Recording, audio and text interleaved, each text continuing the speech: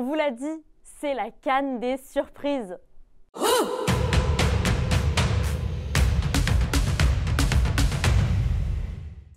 Les favoris, les Pharaons, se sont fait éliminer de la Coupe d'Afrique des Nations.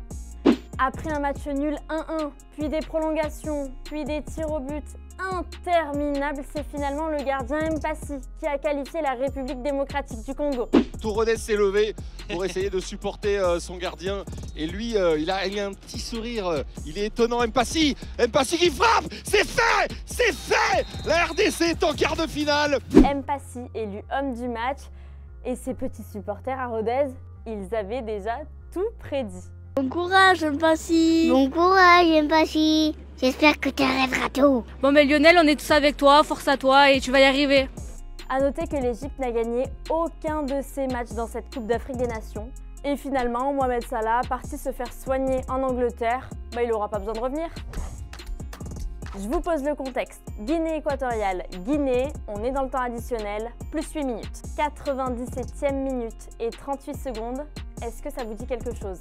Eh bien c'est tout simplement le moment du match où Mohamed Bayo, attaquant du Havre, a ouvert le score. Unique but de la rencontre pour la Guinée. Le voilà avec ce centre, ce petit centre de Diakité. On est venu couper au premier poteau. Et justement, un joueur équato-guinéen qui a la tête contre le poteau. Tous les joueurs sont en train avec le banc d'envahir le stade.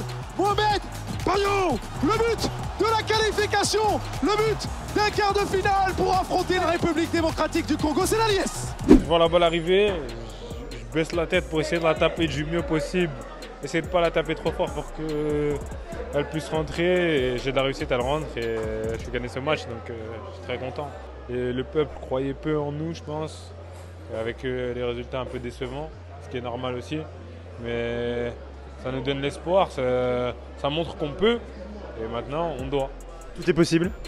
Tout est possible, il faut juste y croire. Avant tout ça, les Équato-Guinéens jouaient à 10 depuis la 55e. Emiliano Nsoué, meilleur buteur de la compète, a même raté l'immanquable. Il peut s'en mordre les doigts, même son sélectionneur n'y croit pas.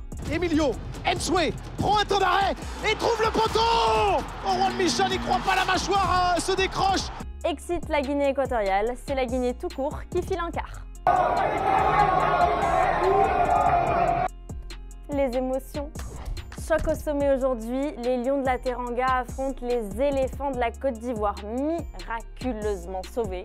D'ailleurs, une supportrice camerounaise a un petit message à leur faire passer. Sur le continent, ça ne baisse pas les bras, d'accord? Et ce qui nous réconforte, c'est que lundi, vous allez nous suivre. Lundi, vous nous suivez. Bon, qu'on se le dise, elle a le seum.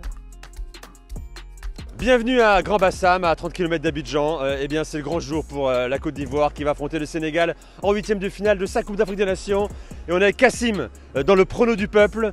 Kassim, est-ce que la Côte d'Ivoire va éliminer le Sénégal demain? Est-ce que tu en es convaincu? Je suis convaincu parce que j'ai confiance à les Ivoiriens. Toute la population ivoirienne compte sur eux.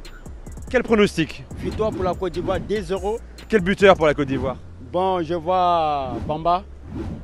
Pour celui qui doit marquer le premier but pour la Côte d'Ivoire. Qui va gagner?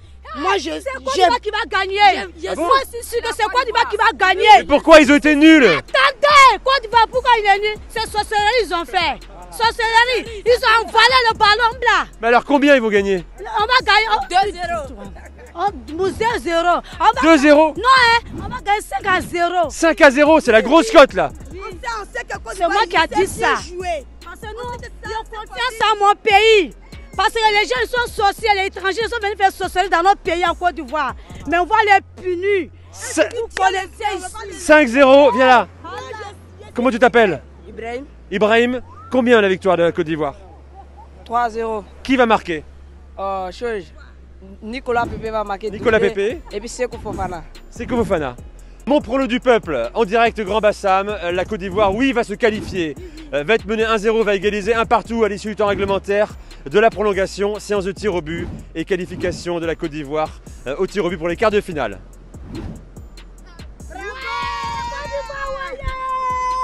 On va nier les Sénégalais, Autre match de la soirée, le Cap-Vert, auteur d'un sans faute dans cette compétition contre la Mauritanie. La Mauritanie qui va peut-être continuer à écrire son histoire grâce à cet homme. Pensez que vous avez le temps pour préparer vos joueurs à... Demandez à Djamel Benali de se préparer. Oui, c'est bon, Belmadi il a déjà sauté, c'est bon. Ce gars-là, c'est Amir Abdou. Il n'avait qu'un rêve, devenir footballeur, mais bon, les croisés, tu connais. Finalement, il se passionne pour le coaching et commence avec la réserve du SU d'Agen. En 2014, il est nommé sélectionneur des Comores et en 8 ans, il permet à la sélection de passer de la 193e place à la 127e place FIFA, du jamais vu pour le pays. En 2022, direction la Mauritanie, hop, dans la foulée, il est qualifié pour la CAN et le 23 janvier, il devient un symbole national. Il permet à la Mauritanie de gagner son premier match de Coupe d'Afrique des Nations dans toute son histoire. Il les qualifie pour les 8e, encore une première. Et oui, c'est déjà la fin de votre quotidienne. On se retrouve dès demain. D'ici là, n'oubliez pas, RMC est la radio officielle de la CAN. Retrouvez-nous sur YouTube de 20h à 21h pour Génération Africa. Je remercie mon binôme du jour, Morgane Bessa. Allez, salut!